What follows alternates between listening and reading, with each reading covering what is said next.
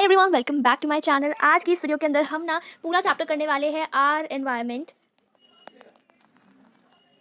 और सबसे बड़ी बात पता क्या है, इस चैप्टर को आज ही इस वीडियो में कंप्लीट करेंगे। वन शॉट लेक्चर है एंड आधे घंटे से बड़ा मैं लेक्चर इसमें नहीं बनाने वाली हूँ। आधे घंटे से 1 घंटे के बीच में बनेगा and you would be done with this chapter. So let's begin. तो भाई हमारा आर एनवायरनमेंट है जो चैप्टर, उसके अंदर सबसे पहले तो एनवायरनमेंट आता है। तो एनवायरनमेंट क्या है? कोई भी फिजिकल, बायोलॉजिकल, केमिकल कंडीशन, हमारे आसपास की रीजन जो है, basically a mixture of ecosystem is environment. वैसे एनवायरनमेंट की डेफिनेशन आपकी है नहीं, बट मैंने आपको बता दिया है कि भाई फिजिकल, केमिकल, बायोलॉजिकल कंडीशन एक रीजन की जहाँ पर ऑर्गेनिज्म रह रहा है, वो एक ऑर्गेनिज्म के आसपास की जो जगह है, दैट इज एनवायरनमेंट। आगे चलते हैं इकोसिस्टम पे। एक सेकेंड, इकोसिस्टम पे।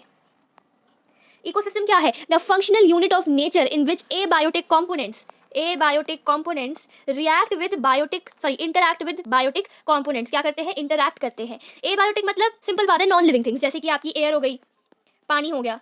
बायोटिक मतलब लिविंग थिंग्स, जैसे कि प्लांट्स हो गए, हम ह्यूमन बींग्स हो गए, ह्यूमन बींग्स, ठीक है, लिख लेना कुछ, ठीक है। तो ये आपका हो जाएगा इकोसिस्टम। अब इस इकोसिस्टम को आई होप आपने समझ लिया होगा। अब इसमें ये जो बायोटिक कंपोनेंट्स होते हैं, ये 3 तरीके के होते हैं। एक होता है ऑटोट्रॉफ्स, एक होता है सैप्रोट्रॉफ्स,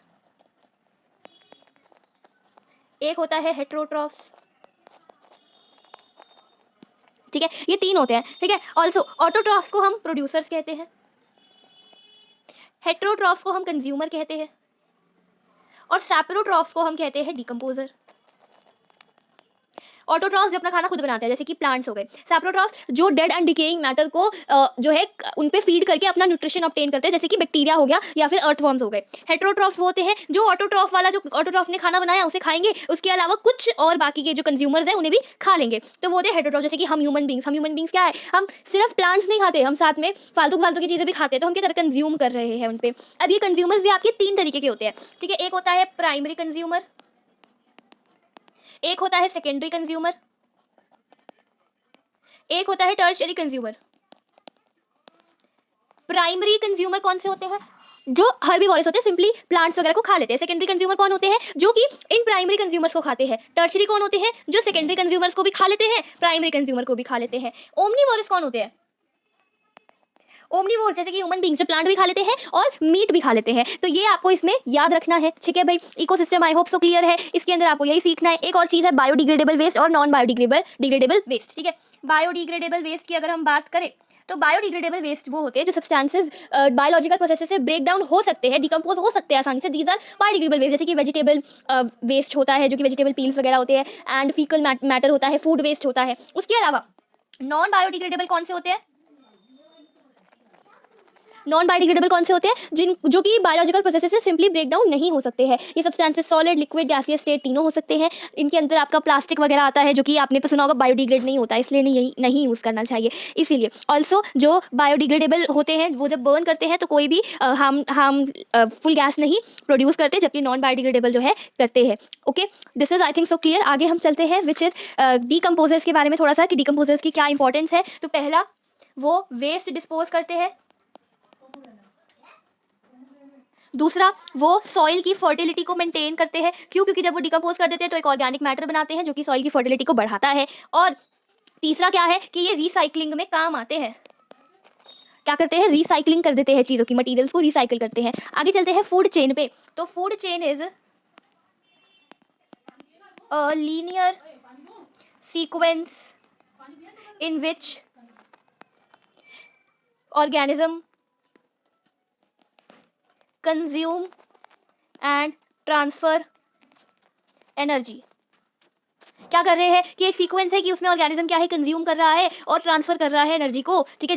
जिस चीज़ को खाया गया है वो अपनी एनर्जी ट्रांसफर कर रहा है, ठीक है। इस फूड चेन के एग्जांपल देखते हैं। जैसे कि आपकी हरी हरी घास है, हरी हरी घास को आपकी किसने खा लिया? डियर ने खा लिया। ये तो बड़ा सिंपल सा है, ठीक है, एग्जाम्पल। अब इसको जो है आपका किसने खा लिया?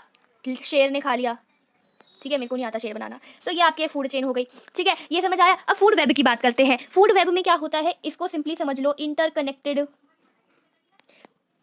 Food chains. जब आपने बहुत सारी फूड चेन को कनेक्ट कर दिया तो वो फूड वेब बन जाता है, जिसके अंदर रिलेशनशिप दिखाया जाता है बिटवीन वेरियस स्पीशीज, ठीक है। अब ट्रॉफिक लेवल्स की बात करते हैं। ट्रॉफिक लेवल्स इस फूड चेन में जो एक स्टेप होता है, that is your trophic level. जैसे कि यहाँ पे अगर मैं इस तरीके से बना रही हूँ तो यहाँ पे कौन आएंगे? सबसे नीचे आएंगे मेरे ऑटोट्रॉफ्स, फिर कौन आएंगे? जैसे आगे आगे चलते रहोगे तो आप कौन कौन से आ जाएंगे। देखो यहाँ तो प्रोड्यूसर्स थे, फिर यहाँ पे प्राइमरी कंज्यूमर्स आ गए, यहाँ पे सेकेंडरी कंज्यूमर आ गए, ये टर्शियरी कंज्यूमर आ गए, है ना। तो ये जो है ट्रॉफिक लेवल्स, ईच स्टेप, ठीक है, in this is what it is. अच्छा, अब सिर्फ 10% एनर्जी जो है हर एक ट्रॉफिक लेवल पे क्या करती है, ट्रांसफर करती है, और बाकी की 90% एनर्जी जो है प्रेजेंट ट्रॉफिक लेवल पे लाइफ प्रोसेसेस में यूज हो जाती है। अब मुझे पता है कुछ पहले नहीं पढ़ा होगा, जैसे मैंने बोला, जिस हिसाब से आपको मैं समझाती हूँ, ठीक है। इसे हम 10% लॉ भी कहते हैं। 10% लॉ क्या कहता है कि जैसे आपने ले ली है सोलर एनर्जी ले ली, या सिंपल हम प्लांट पे चलते हैं, प्लांट के पास लेट सपोज 100 जूल एनर्जी थी। ओहो, प्लांट के पास लेट सपोज 100 जूल एनर्जी थी। अब जब उस प्लांट को डियर ने खाया तो 100 की सिर्फ 10% एनर्जी गई, है ना। लेट सपोज इसके पास 1000 थी, तो 1000 का 10% क्या होगा, तो निकालो भाई, क्या हो गया 100। तो डियर के पास कितनी गई, 100 जूल गई। अब डियर को लायन ने खा लिया तो लायन के पास कितनी गई, तो इसी में ही करके दिखा देती हूँ। अब यहाँ पे कितनी थी 100, तो 100 से 100 क्या हुआ, कट हो गया, कितनी बची 10, तो लाइन के पास सिर्फ 10 जूल एनर्जी गई। बाकी की जो 90% है वो एनवायरनमेंट में यूज हो गई, ठीक है, वो एनवायरनमेंट में यूज हो गई। I hope so this is clear. This is only thing you have to learn in 10% law. अब फूड चेन और फूड वेब का कुछ डिफरेंस समझ लेते हैं। फूड चेन एक लीनियर सीक्वेंस है, फूड वेब कॉम्प्लेक्स नेटवर्क है। फूड चेन में क्रॉस लिंकेज होते हैं, फूड वेब में कोई फूड चेन में क्रॉस लिंकेज नहीं होते हैं, फूड वेब में ले होते हैं। फूड चेन अफेक्ट करता है अगर कोई एक ऑर्गेनिज्म चला जाए, ठीक है, के जाने से, लिख देती हूँ, किसी एक ऑर्गेनिज्म के जाने से पूरा फूड चेन इफेक्ट करता है, ठीक है। बट फूड वेब में ऐसा नहीं होता है। फूड चेन के अंदर मैक्सिमम 5 से 6 पॉपुलेशन होगी, बट फूड वेब में बहुत पॉपुलेशन होती है। अब हम आते हैं एक और चीज़ पे, जो कि है फ्लो ओपन एनर्जी। क्या है भाई, फ्लो ओपन एनर्जी क्या होता है, ज़रा देखते हैं। तो एनर्जी जो है वो यूज़ करी जाती है एंड कन्वे करी जाती है एक ट्रॉफिक लेवल से दूसरे पे, ठीक है। इसे हम कहते हैं flow of energy. Green plants जो है वो सोलर एनर्जी जो लेते हैं वो 1% लेते हैं। जैसे मैंने अगर बोला सोलर एनर्जी जो है वो 10,000 जूल है, ठीक है। अब 10,000 जूल का सिर्फ 1% लिया जाएगा। 1% मतलब क्या हो जाएगा, निकाल लो भाई, 100। तो जो प्लांट्स है वो कितनी एनर्जी लेंगे, सिर्फ 100 जूल लेंगे। प्लांट्स क्या लेंगे, 100 जूल लेंगे, ठीक है। This is a very important thing, you have to remember this, ठीक है। और बायोकेमिकल प्रोसेसेस के थ्रू ग्रीन प्लांट सिर्फ 1% ऑफ सोलर एनर्जी कैप्चर करते हैं, और इस ट्रैप्ड एनर्जी का जो ये पार्ट है वो कैप्चर किया जाता है उसकी मेटाबॉलिक एक्टिविटीज़ करने के लिए। बाकी की जो रिमेनिंग एनर्जी होती है वो केमिकल एनर्जी होती है, जो प्लांट्स में कार्बोहाइड्रेट्स के फॉर्म में स्टोर की जाती है। मतलब क्या कि ये जो 1% एनर्जी ली है ना, उसमें से भी सिर्फ कुछ ही जो है वो बाकी मेटाबॉलिक एक्टिविटीज़ के लिए यूज़ करी जाती है। जो मेन होती है बाकी की एनर्जी वो कार्ब्स के फॉर्म में स्टोर करी जाती है, ठीक है। जब प्लांट्स को हर्बीवोरस खा लेता है तो ये वाली केमिकल एनर्जी जो है ट्रांसफर होती है। अब ये जो एनिमल्स होते हैं हर्बीवोर्स जिन्हें हम कहते हैं, वो इस एनर्जी को मेटाबॉलिक एक्टिविटीज़ करने के लिए यूटिलाइज करते हैं, और जो थोड़ी बहुत ही एनर्जी होती है उसे हीट की तरह रिलीज कर देते हैं और रिमेनिंग एनर्जी को स्टोर कर देते हैं। तो ये जो एनर्जी ट्रांसफरिंग का प्रोसेस होता है ये कार्निवोरस में भी रिपीट होता है। बेसिकली आपको क्या समझ आया, अगर मैंने सोलर एनर्जी ली जो कि मैंने 10,000, लेट्स टेक 1 लाख, ठीक है, 1 लाख जूल ली है, तो वो प्लांट्स में कितनी जाएगी, 1000। और अगर उसने प्लांट ने फिर ले ली और फिर उसको डियर ने खा लिया, और डियर ने कितनी ली, फिर उससे 100 जूल ली, और फिर उसको लायन ने खा लिया तो लायन कितनी लेगा, 10 जूल। तो क्या हो रहा है कि पहले 1 लाख जूल थी और वो कैसे लायन तक पहुंचते पहुंचते कितनी हो गई।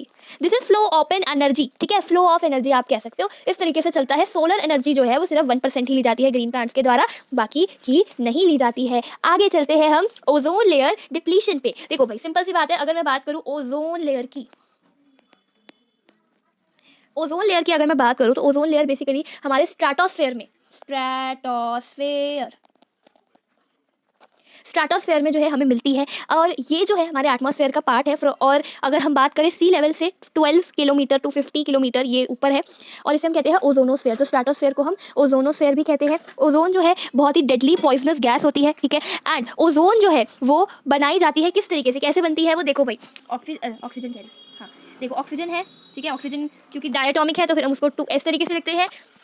अब यूवी रेज के थ्रू, यूवी रेज होती है, यूवी रेज के थ्रू क्या होता है, ये जो है स्प्लिट कर जाती है, ठीक है, स्प्लिटिंग हो जाती है ऑक्सीजन की, एंड इसके अंदर 1800 A2 20,000 एनर्जी यूज़ होती है, बट वो आपके सिलेबस में नहीं है। अब ये जो O2 होता है उसके अंदर ये स्प्लिटेड वाली एक ऑक्सीजन आ जाती है एंड O3 बन जाता है, विच इज़ योर ओजोन।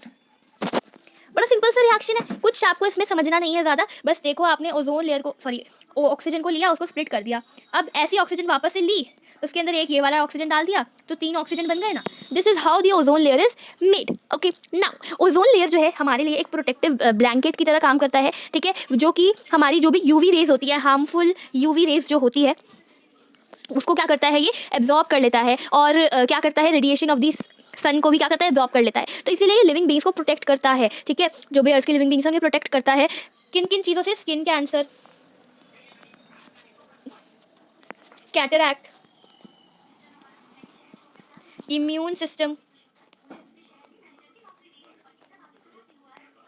ठीक है। तो इन सब चीज़ों की वजह से क्या होगा, ओजोन लेयर हमें बचा लेता है। बट ओजोन लेयर की जो थिकनेस है ना, वो धीरे धीरे कैसे क्या हो रही है, डिक्लाइन हो रही है। क्या हो रही है, डिक्लाइन हो रही है। अब आप कहोगे क्यों भाई, कि क्यों डिक्लाइन हो रही है, हमने किया है क्या कुछ? ऑब्वियसली हमने ही किया है।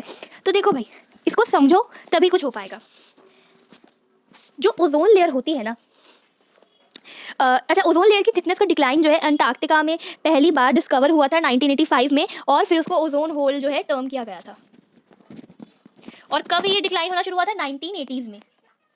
तो क्या होता है ना भाई, देखो ये जो डिक्रीज होता है वो किसकी वजह से होता है, क्लोरोफ्लोरोकार्बन्स की वजह से, ठीक है, जो कि फायर एक्सटिंग्विशर्स में क्या करे जाते हैं, यूज़ करे जाते हैं। तो 1987 में उसको बचाने के लिए क्या किया गया था, 1987 में उसको बचाने के लिए UNEP, United Nation Environment Programme ने क्या किया, एक एग्रीमेंट जो है फोर्ज किया, मतलब बनाया, ताकि CFC प्रोडक्शन को क्या किया जाए, उसको स्टॉप करा जाए, ठीक है। और अब वो जो है मैंडेटरी हो गया है, मतलब क्या हो गया है, ज़रूरी हो गया है कि अब जो ये क्लोरोफ्लोरोकार्बन का जो प्रोडक्शन है अब वो स्टॉप हो, ठीक है, क्योंकि वो बहुत ज़्यादा बढ़ रहा था और उसकी वजह से ओजोन लेयर क्या हो रही थी, डिप्लीट हो रही थी, ठीक है। सो अब एक बार वापस से पढ़ते हैं इसे। Now it is mandatory for all the manufacturing companies to make CFC free refrigerator, ठीक है। अब रेफ्रिजरेटर भी क्या है, ऐसे बनाने लगे हैं जिसके अंदर क्लोरोफ्लोरोकार्बन्स नहीं होते हैं। आगे चलते हैं। अब ये जो गार्बेज है जो हम डिस्पोज कर देते हैं, उसमें हम क्या बात करते हैं कि जो इंडस्ट्रियलाइजेशन है और कंज्यूमर गुड्स की जो डिमांड बढ़ गई है इतनी ज़्यादा, उससे जो है एक मेजर प्रॉब्लम हो गई है कि जो गार्बेज है और जो डिस्पोजल है वो बहुत ज़्यादा होने लग गया। हम क्या कर रहे हैं ना, कूड़ा बहुत ज़्यादा इकट्ठा करने लग रहे हैं। नया टॉपिक का नाम डाल देती हूँ।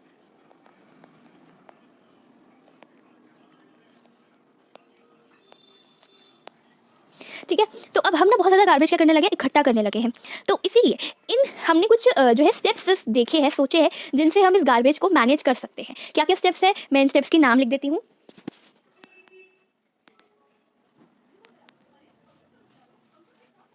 तो अब स्टार्ट करते हैं। देखो, इनकाइंडेशन में क्या होता है कि वेस्ट को हम बहुत ही हाई टेम्परेचर पे बर्न कर देते हैं, जिससे वो एशेस बन जाती है, ऐश बाद में यूटिलाइज हो जाती है। दिस इज इनकाइंडेशन, ठीक है। इसको एक इनकाइंडरेटर के थ्रू किया जाता है। इनकाइंडरेशन से जो है हाउस होल्ड केमिकल और बायोलॉजिकल वेस्ट डिस्ट्रॉय हो जाते हैं, मतलब किसी तरीके के भी वेस्ट जो है डिस्ट्रॉय हो जाते हैं। ओपन डंपिंग की बात करते हैं, एक ऐसा मेथड जिसके अंदर जो भी सॉलिड वेस्ट होता है उसे कुछ टाउन के कुछ सिलेक्टेड एरियाज में डंप कर दिया जाता है। एक्चुअल में ये पॉल्यूशन को कॉज करता है, खत्म नहीं करता है। लैंड फिलिंग्स की बात करते हैं। लैंड फिलिंग्स में क्या किया जाता है, लो लिविंग एरियाज में वेस्ट को डंप किया जाता है। बेसिकली जहाँ पर ज़्यादा लोग नहीं रहते हैं वहाँ पर। कंपोस्टिंग की बात करें तो ऑर्गेनिक वेस्ट जो भी होता है उसको एक कंपोस्ट पिट में फिल कर देते हैं, ठीक है, और उसको फिर एक थिन लेयर ऑफ सॉइल से कवर कर दिया जाता है। और 3 महीने के बाद जो है यही सेम गार्बेज फिल्ड जो होता है पिट के इनसाइड वो मैन्योर में बदल जाता है। तो आपने एक गड्ढा बनाया और गड्ढे के अंदर आपने सारा कूड़ा कचरा डाल दिया और अब आपने उसके ऊपर एक सॉइल की लेयर बिछा दी एंड यू आर डन। अब 3R जो मैंने यहाँ पे लिखा है उसका मतलब क्या है, रिसाइकलिंग, रीयूज़, ठीक है। ये जो आपके 3Rs होते हैं, ठीक है। तो रिसाइकलिंग में क्या है, जो भी सॉलिड वेस्ट है उनको ब्रेक डाउन करके उनको क्या करते हैं, न्यू आइटम्स में कन्वर्ट कर देते हैं। ये आप नॉन बायोडिग्रेडेबल चीज़ों में करते हो। रीयूज़ में क्या होता है कि आप एक ही आइटम को बार बार यूज़ कर रहे हो, ठीक है, बार बार ही आप क्या करो, यूज़ करो। जैसे कि पेपर को आप क्या कर सकते हो, रीयूज़ कर सकते हो। जैसे आपका कोई पेपर है जो ख़राब सा हो गया है, ठीक है, जिस पे के हो, उस पेपर को आप एनवेलप बना दो, है ना, उस तरीके से। So these were how we can manage the garbage. Now we come to a topic which is biological magnification. तो हार्मफुल केमिकल सब्सटेंसेस की कॉन्सेंट्रेशन बढ़ने की वजह से, जैसे कि पेस्टिसाइड्स की कॉन्सेंट्रेशन बढ़ने की वजह से हर एक ट्रॉफिक लेवल पे वो जो होता है वो बायोलॉजिकल मैग्निफिकेशन कहलाता है। I hope you understood. Thanks for watching and bye bye.